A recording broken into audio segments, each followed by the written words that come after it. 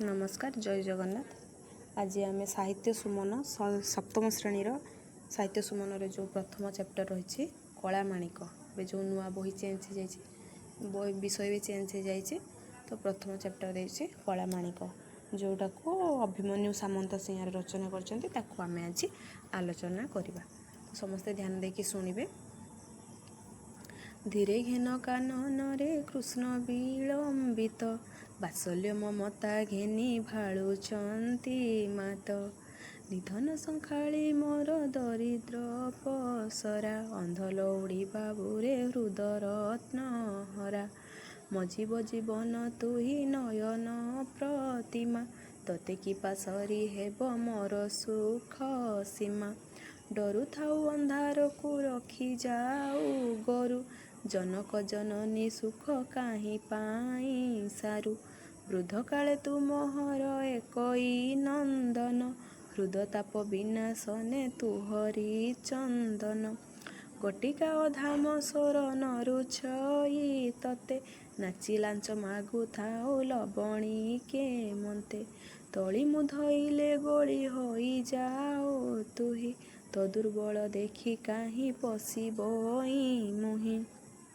डाकी नील भांति बोली डरु थाओ मने बार बार बारु थाई जीवा पाई बने निशाचर माती बार शुभुची श्रुति की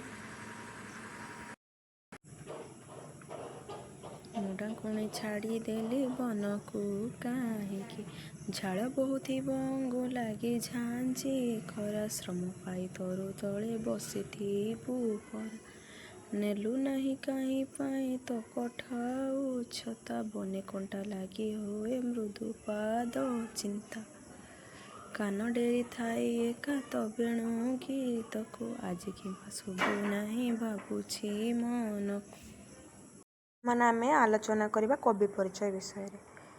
एठारे कवि रही किए ना अभिमन्यु सामंत सिंह जी कि थिले जाजपुर जिलार बालियार सामंत परिवार रे जे कि 1760 मसीह जन्मग्रहण करथिले।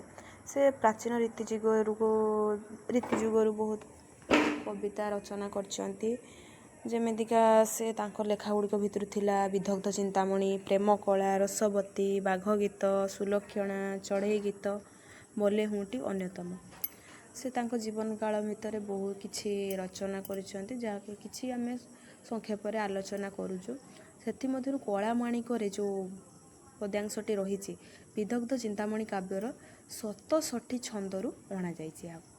आमे 67 छंदरु अणा जाइछि बोली आमे लेखि भी पारिबा। एथिरे कृष्ण को संध्या समय रे गप गोरु पलंकु धरी फेरिबार विलंब हेबारु माता यशोदा मन रे व्यस्तता प्रकाश पाइबा।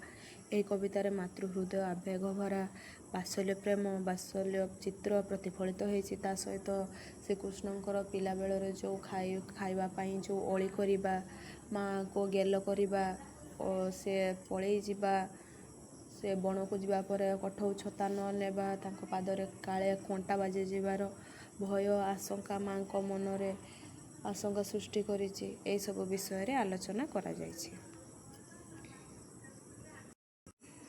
एबे आमे आलोचना करिबा जो विषय वस्तु रे जो प्रश्न उत्तर विभाग को। तो ये कौन देछि आस वर्तमान आमे एही कविता ऊपर चर्चा करिबा एवं निम्न रे दिया जायथिबा कार्यपद को करिबा। एडा पिला माने बसी निज निज भितर आलोचना करि पारिबे जो विषय रे कोन कहिले कोन नाही। तो निम्न रे दिया जायथिबा प्रत्येक प्रश्न पाई केतोटी उत्तर दिया जायछि सठिक भाव रे लेख। प्रथम प्रश्न आसुछि निधन संखाळी मोर दरिद्र पसरा एठारे काहा को कुहा जायछि। प्रथम बुझिबा निधन संखाळी प्रथम देखिबा जो विषय काहा काहा विषय रे आलोचना करा जाय। ठीक केवल दुईटी कैरेक्टर बा दुईटी भूमिका रही केवल गोटे होउछंती श्रीकृष्ण आ गोटे होउछंती माता यशोदा। तो एठी निधन संखाळी मोर दरिद्र पसरा बोली काहा को कुहा जायछि। प्रथमे कोरे देला भक्तंकु पितांकु बलरामंकु श्रीकृष्णंकु। तो आमर जदि बेसिक नॉलेज लगेबा जदि देखिबा पई जिबा जे काहा विषय कुहा जाय तो केवल श्रीकृष्ण को विषय ही कुहा जाय छे। तो एटी श्रीकृष्ण को माता यशोदा निधन संखाळी बा मो दरिद्र पसरा बोली कहिसंती। तो एटी उत्तर हबो घ श्रीकृष्ण को। अंध लौड़ी बाबुरे पदर अर्थ कौन। 2 नंबर क्वेश्चन देला ଯେଉଁ ଅନ୍ଧ ଲଉଡ଼ି ବାବୁରେ ଏଠି କାହାକୁ କୁହାଯାଇଛି ବା ଏ ପଦର ମୁଖ୍ୟ ଅର୍ଥ କ'ଣ?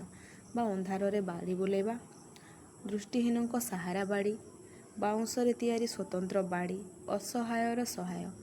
ଏଠି ମାତା ଯଶୋଦା ଅସହାୟ ବୋଲି ନିଜକୁ ପ୍ରମାଣିତ କରିଛନ୍ତି। ଆଉ ତାଙ୍କର ସହାୟ ଭାବରେ କାହାକୁ କହିଛନ୍ତି ନା ଶ୍ରୀକୃଷ୍ଣଙ୍କୁ। ବା ଅନ୍ଧ ଲଉଡ଼ି ବାବୁରେ ତାଙ୍କୁ ଅନ୍ଧ ଲଉଡ଼ି ଆଖ୍ୟାରେ ଆଖ୍ୟାୟିତ କରିଛନ୍ତି ବା ଯାହାର ପ୍ରକୃତ ଅର୍ଥ ହେଉଛି ଅସହାୟର ସହାୟ। ଏଠି ଘ ଉତ୍ତର ହେବ ଅସହାୟର ସହାୟ। ତାହେଲେ ଆମେ 3 ନମ୍ବର ଦେଖିବା। ଧୀରେ ଘେନ କାନନରେ ଏଠାରେ ଧୀରେ ଶବ୍ଦ ଓ କବିତାରେ କେଉଁ ଅର୍ଥରେ ବ୍ୟବହାର କରାଯାଇଛି? ଧୀର ଘେନ କାନନରେ, ତ ଏ ଯେଉଁ ଧୀର ଶବ୍ଦଟା ରହିଛି ଯେଉଁଠି ଅଣ୍ଡରଲାଇନ୍ କରାହେଇଛି, ତ ସେ ଧୀର ଶବ୍ଦଟି କେଉଁ ଅର୍ଥରେ ବ୍ୟବହାର କରାଯାଇଛି? କରେ ଦେଇଛି ବାଳକମାନେ, ଜ୍ଞାନୀମାନେ, ଲୋକମାନେ, ଆସ୍ତେ ଆସ୍ତେ। ତ ଏଠି ବାଳକମାନଙ୍କୁ ହିଁ ଧୀରେ ବୋଲି କୁହାଯାଇଛି। କାନ ଡେରି ଥାଇ 4 ନମ୍ବର କ୍ୱେଶ୍ଚନ୍, କାନ ଡେରି ଥାଇ ଏକା ତୋ ବେଣୁ ଗୀତକୁ ଆଜୁ କିମ୍ପା ଶୁଭୁ ନାହିଁ ମାନୁଛି ଭାବୁଛି ମନକୁ। ଏହି ପଦରେ କେଉଁ ଭାବ ପ୍ରକାଶ କରାଯାଇଛି? ତ ଏଇଟା ମା ଭାବିଛନ୍ତି କାନ ଡେରି ଥାଇ ତୋ ବେଣୁ ଗୀତକୁ। ମା ମନ ଦୁଃଖ କରି କାନ ଡେରି ବସିଛନ୍ତି ଯେଉଁ ଶ୍ରୀକୃଷ୍ଣଙ୍କ ବେଣୁ ଗୀତ କାହିଁ ଆଜି ଶୁଭୁ ନାହିଁ, ଆଜୁ କିମ୍ପା ଶୁଭୁ ନାହିଁ ଭାବୁଛି ମନକୁ। ସେ ମନକୁ ମନ ଭାବୁଛନ୍ତି କ'ଣ ପାଇଁ ଆଜି ମୋ ପୁଅର ବେଣୁ ସ୍ୱନ ଶୁଣା ଯାଉନାହିଁ। ତ ସେଟା କ'ଣ ଅପସନ୍ ଦେଇଛି? କ୍ରୋଧ, ଦୁଃଖ, ବ୍ୟସ୍ତ, ଆନନ୍ଦ। ତ ମା ବ୍ୟସ୍ତ ବା ଦୁଃଖ ହେଇ ପୁଅକୁ ମନେ ପକାଉଛନ୍ତି। ତ ଏଇଟା କେଉଁ ଭାବ ପ୍ରକାଶ କରୁଛି? ଏଠି ଦୁଃଖ ଭାବ ପ୍ରକାଶ କରୁଛି। ଆଜି ପାଇଁ ଆମେ 3 ନମ୍ବର ପର୍ଯ୍ୟନ୍ତ ଡିସ୍କସନ୍ କଲେ। ନେକ୍ସଟ ପାର୍ଟରେ ଆମେ 4 ନମ୍ବରରୁ ଆଉ ନେକ୍ସଟ ଯେତିକି କ୍ୱେଶ୍ଚନ୍ ଆନ୍ସର୍ ଅଛି ଆମେ ସବୁ ଡିସ୍କସନ୍ କରିବା। ତ ଭିଡ଼ିଓ ଭଲ ଲାଗିଥିଲେ ଲାଇକ୍, କମେଣ୍ଟ, ସେୟାର କରିଦିଅନ୍ତୁ ଆଉ ଗୋଟେ ସବସ୍କ୍ରାଇବ୍ କରିଦିଅନ୍ତୁ। ଜୟ ଜଗନ୍ନାଥ।